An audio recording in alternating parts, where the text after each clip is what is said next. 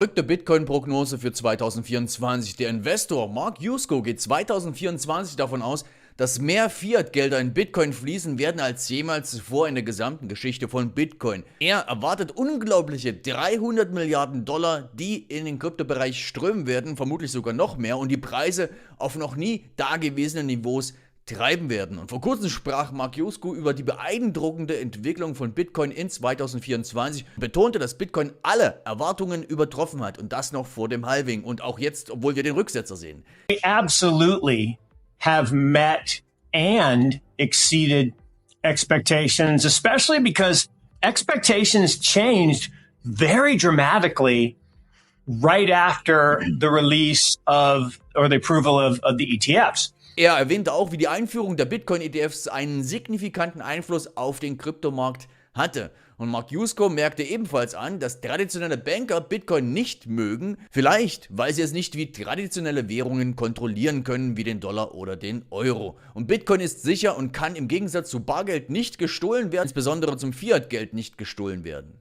Und Yusko machte diese kühne Vorhersage für 2024, dass mehr Fiat-Geld in Bitcoin umgewandelt wird als jemals in der Geschichte von Bitcoin zuvor. Und daher schauen wir uns genau an, was Mark Yusko gesagt hat und noch 5 Schlüsselfaktoren, die Mark Yusko mit uns teilt, die dazu führen werden, dass Bitcoin im Preis drastisch steigen wird. Und das kann schon in den nächsten Tagen passieren.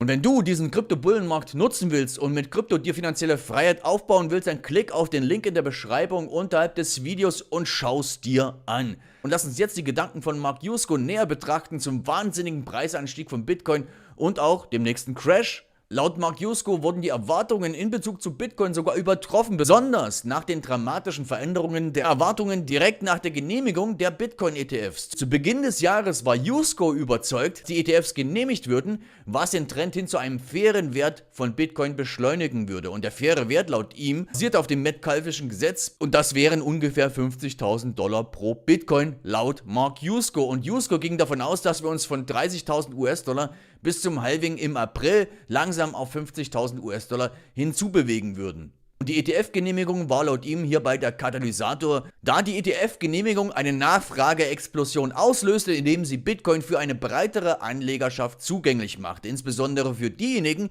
die sich online nicht so sicher fühlen, beispielsweise Bitcoin über Kryptobörsen zu kaufen oder Coinbase oder Binance nicht so sehr vertrauen.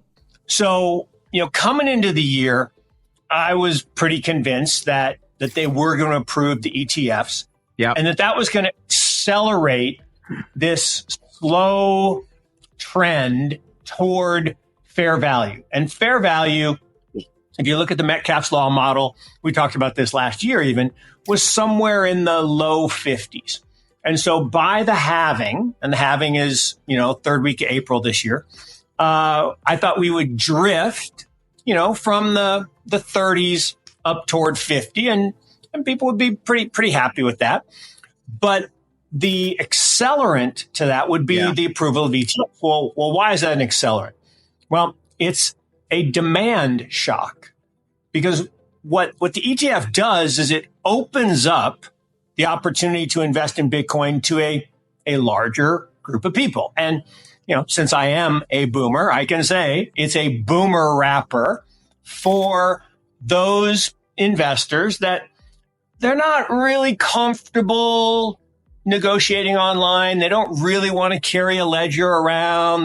They don't even really trust Coinbase yet. Die Herausforderung bestand zunächst in der Genehmigung der ETFs, gegen die sich Gary Gensler, der Vorsitzende der Börsenaufsicht der USA, sträubte, bis ein Gerichtsurteil ihn dazu zwang, einzuwilligen. Doch selbst nach der Genehmigung waren viele wie Vanguard oder die Bank von Amerika nicht bereit, ihren Kunden den Kauf von Bitcoin zu erlauben. Sie argumentierten, dass sie das Geld ihrer Kunden nicht für den Kauf von etwas verwenden dürfen, was die Kunden im Grunde genommen wünschen. Und diese Haltung hat sich jedoch geändert, da mehr Institute, darunter Merrill Lynch und UBS, ihre Meinung ebenfalls geändert haben und viele Finanzinstitute nun in Bitcoin investieren. Auch konnten wir in der Vergangenheit oftmals sehen, wie Großinvestoren den Markt manipulierten, indem sie die Preise durch Gerüchte drückten, um dann günstiger Bitcoin einzukaufen, was wir vielleicht jetzt auch gerade erleben. Bitcoin ersetzt im Grunde genommen das Vertrauensgeschäft der Banken, da es keine zentrale Instanz mehr gibt, die Transaktionen verifizieren muss, also die darüber entscheiden kann, ob du Geld empfangen oder Geld senden kannst. Im Grunde genommen bedeutet das, dass wenn ich Bitcoin besitze, bestätigt das Netzwerk meinen Besitz, dass ich über Bitcoin verfüge, was die Notwendigkeit einer Bank überflüssig macht und das wollen die auf jeden Fall nicht. Is first you had to have approval, which, Gary Gensler had been against until the courts kind of ruled, or judge ruled against him. So he had to go ahead and approve it. But then there was a second leg, which we saw in the week after. And that's what I talk about expectations changed, is there were a lot of people said, oh, this is a buy the rumor, sell the news. It's already priced in. And we had the move from 30 to, I think we got all the way up to 47. And we said, oh, it's going to crash right after. And right after the approval, Vanguard, Bank of America, handful of others said, no, just because you approved it, we're still not going to allow our clients to buy it. Now, think about what they just said. Right. They're telling us, humans, that the money that's ours, that we put in their company, we can't use to buy what we want. I know you guys have experienced it a lot with cannabis and other. It's just ridiculous. So in the past week, we've seen the CEO of Vanguard mysteriously retire. Look, he was there for 33 years. Maybe he was planning to retire anyway. But I don't know. I think he made a call, or someone made a call. I think they got a lot of pushback, and I think they're going to change their mind. Merrill Lynch has changed their mind. UBS has changed their mind. So people are coming around. So all that said, now we've had this massive run. We went from 47 all the way back. I think we hit 38, and people are like, see, I told you, sell the news. Yeah. And the stalwarts were like, that's a gift, right? I can buy more at a cheaper price.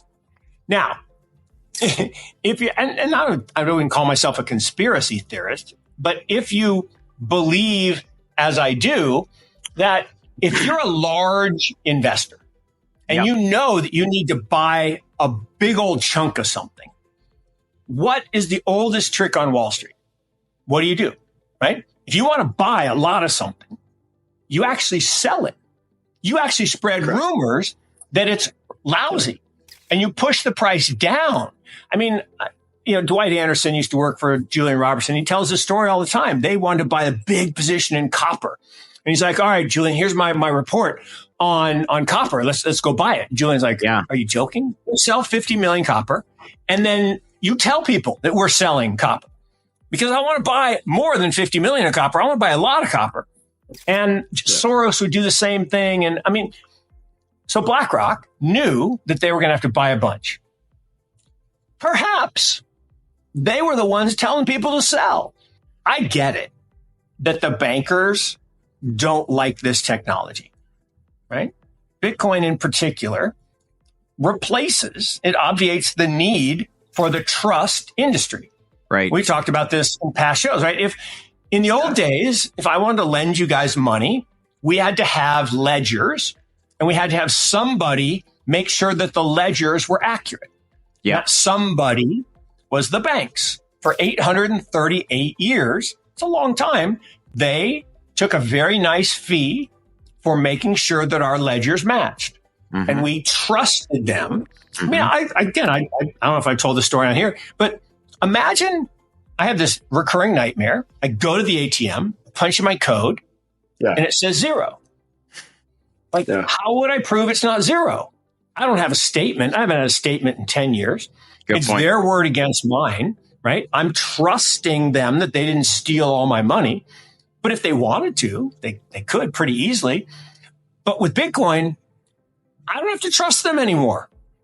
If I own a Bitcoin on the network and all the nodes agree that Mark owns that Bitcoin, I am my own bank. JP Morgan paid actually, it was 960 million, so it wasn't a billion. But let's call it a billion. Let's round to a billion. Fine for doing exactly this. They would short gold naked, which you're not supposed to be able to do, using future. So there was no gold involved. They were just shorting paper to push the price down, because if gold prices rise, people freak out. They're like, you're devaluing my currency. They didn't want the world to know they were devaluing the currency. So as they printed more dollars, the price of the gold started to rise. Right. So then big banks said, no. We need to put a tamper on that gold price. It's called spoofing. And so 2 years ago, they got caught and they paid this fine to the SEC, $960 million. Now, the funny part was they're like, well, yeah, but we made $20 billion doing it. Right. So it's just like a cost of doing business. It's 5%. Who cares? Now, in the Bitcoin world, that happened. But we got to the all-time high.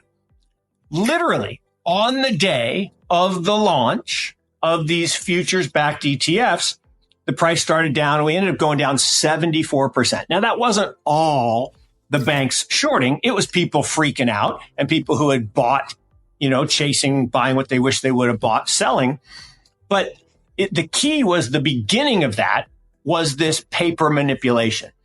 The difference this time, these are spot ETFs, meaning when BlackRock gets an order, or when Bitwise gets an order, Fidelity gets an order, they have to go find actual Bitcoin. Yes. They can't just buy futures contracts and pretend that they have Bitcoin. Und die Einführung von Bitcoin Spot ETFs bedeutet, dass bei jeder Order, also bei jedem Kauf, echte Bitcoin gekauft werden müssen, was eine direkte Auswirkung natürlich auf den Bitcoin-Preis hat. Es wird erwartet, dass in diesem Jahr, also in 2024, mehr Fiat in Bitcoin umgewandelt wird als in den ersten 15 Jahren von Bitcoin zusammen, was im Grunde genommen die wachsende Akzeptanz und das Vertrauen in Bitcoin als wertvolle Anlageklasse unterstreicht und uns auch zeigt, dass wir jetzt handeln müssen, insbesondere, dass wir diese Entwicklung nutzen müssen, denn die kommt so schnell nicht nochmal wieder. Klicke dazu auf den Link in der Beschreibung, wenn du dir finanzielle Freiheit durch Krypto aufbauen willst.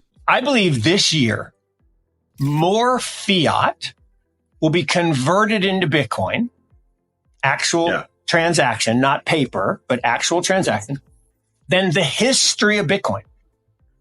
In the first 15 years, and I haven't done the math exactly and counted, but I think it's right around 300 billion. I think it's a little bit less than that. And that's what? That's 1%? And exactly. But the crazy part is that's on $1.2 trillion of market cap. But if it's 1.2 trillion, didn't 1.2 trillion come in? No, that's not the way it works, right? Because if I'm trying to put $1 in and you have $1's worth of Bitcoin, you may say, you know what? I'm not selling it for $1. I'll sell it for $1.20. I'll sell it for $1.30.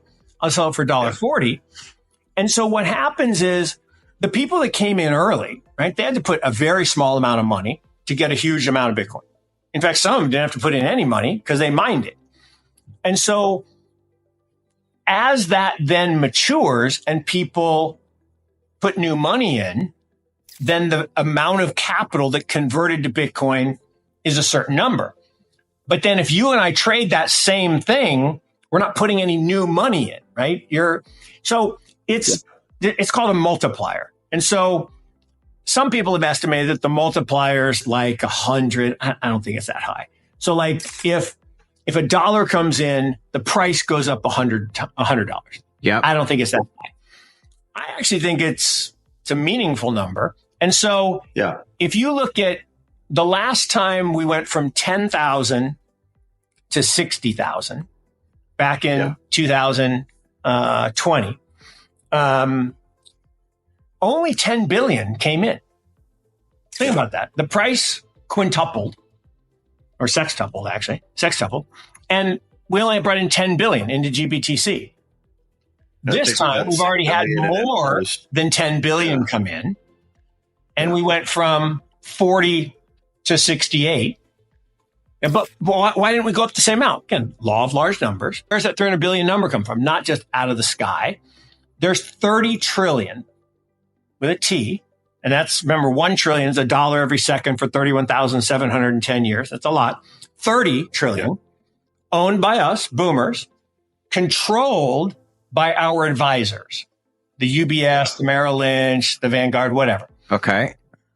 If those advisors say 1%, that's 300 billion. Wow. So it's not 10%. It's not 50%, 1%, which is a reasonably logical number. Mark Yusko spricht über 5 Schlüsselfaktoren, die den Preis von Bitcoin drastisch in der nächsten Zeit beeinflussen werden. Einmal die Genehmigung der ETFs. Wie wir das ja auch alle wissen, die Genehmigung von Bitcoin bezogenen ETFs wird als wichtiger Katalysator für die Steigerung der Nachfrage nach Bitcoin angesehen, da sie den Zugang für eine breitere Gruppe von Investoren, insbesondere traditionelle Investoren, erleichtert. Dann haben wir Nummer 2 die institutionelle Akzeptanz und auch Anpassung. Die anfängliche Zurückhaltung, beispielsweise dass der CEO von BlackRock, Larry Fink, gegen Bitcoin war und spätere Akzeptanz von Bitcoin durch große Finanzinstitute und natürlich auch Larry Fink und auch Berater, könne das Vertrauen in Bitcoin erhöhen und damit zu einem Preisanstieg führen, was wir ja auch schon gesehen haben. Dann haben wir Nummer 3, den Vertrauensverlust in traditionelle Banken, denn die Erkenntnis, dass Bitcoin es den Benutzern ermöglicht, unabhängig von traditionellen Banken zu interagieren und auch zu agieren, könnte zu einem erhöhten Interesse und zu einer erhöhten Nachfrage nach Bitcoin führen. Und natürlich auch die Tatsache, dass wir in den USA sehen konnten, dass kleinere Banken pleite gegangen sind. Dann Nummer 4, die Bitcoin-Spot-ETFs und deren Auswirkungen. Das heißt, die Notwendigkeit für Bitcoin-Spot-ETFs, tatsächliche Bitcoins zu kaufen, könnte eine direkte Auswirkung auf den Bitcoin-Preis haben, da sie eine echte Nachfrage erzeugen, im Gegensatz zu Futures-basierten ETFs,